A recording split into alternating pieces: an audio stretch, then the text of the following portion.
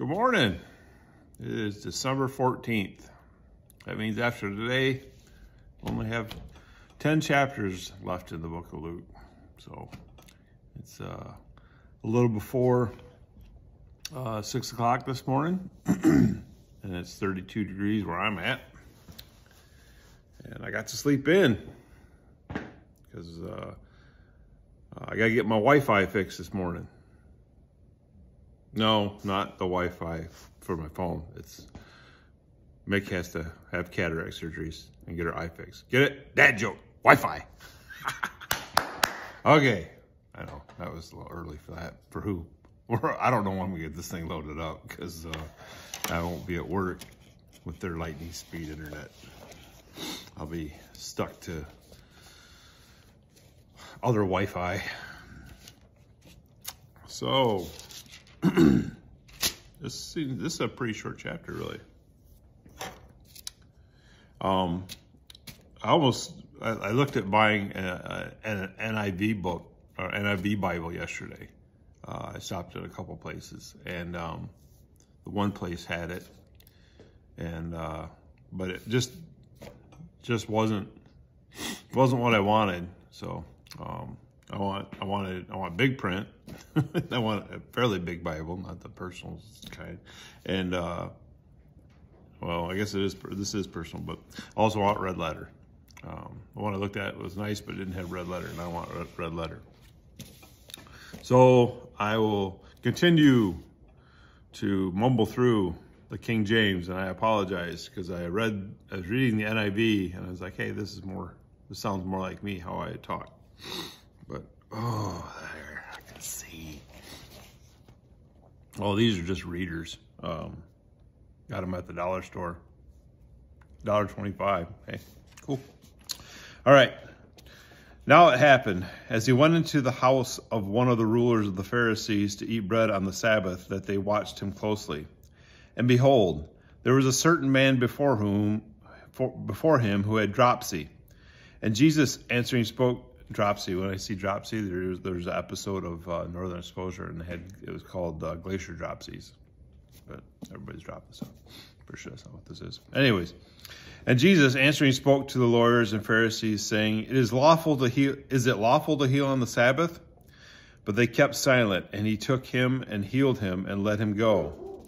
Then he answered them, saying, Which of you, having a donkey or an ox that has fallen into a pit, will not immediately pull him out on the Sabbath?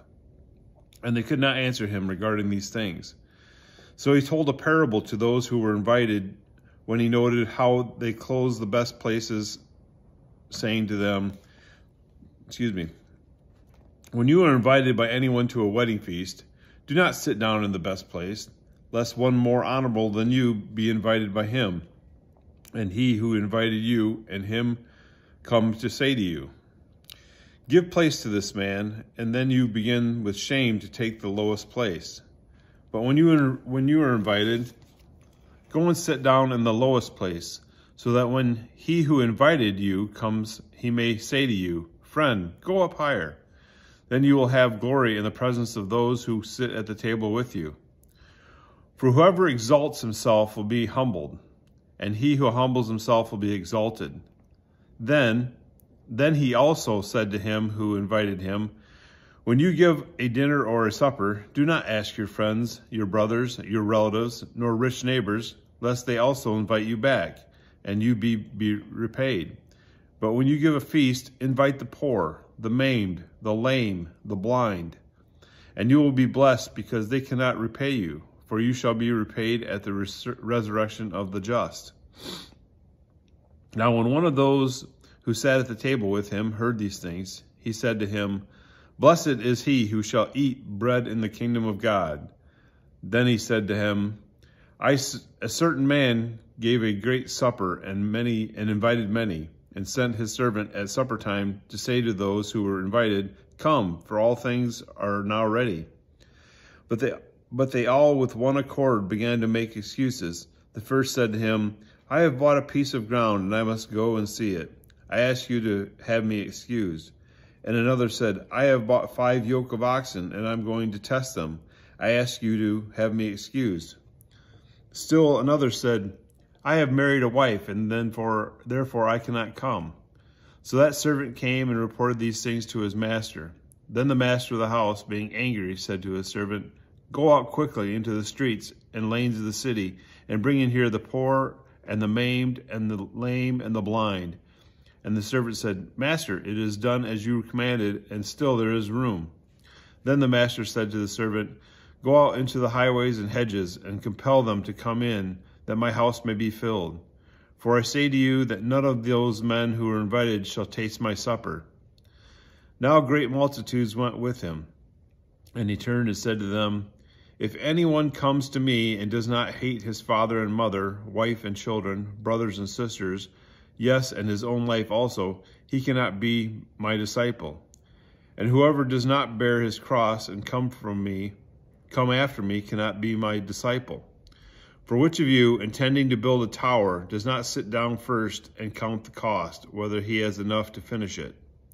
Lest after he has laid the foundation, and it is not able to finish, all who see it begin to mock him, saying, This man began to build and was not able to finish. Or what king, going to make war against another king, does not sit down first and consider whether he is able with 10,000 to meet him who comes against him with 20,000?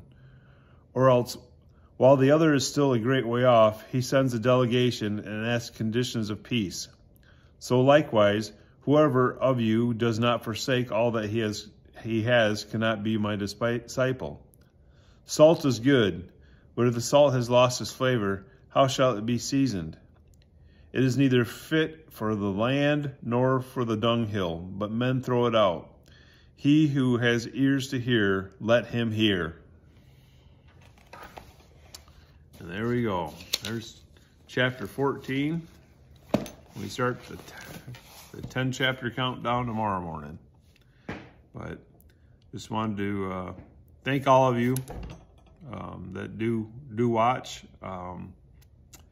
and like and make comments and stuff. It's appreciated. I get, when I see the notifications on I don't get notifications. I have to open up the Facebook to see it. But when I see that they're on there, I enjoy reading them.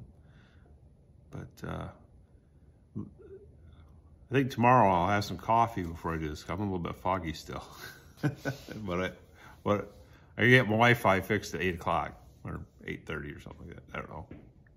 Anyways,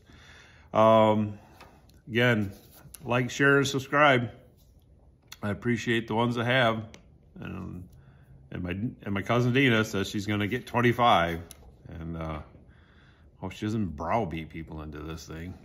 But anyways, love you all.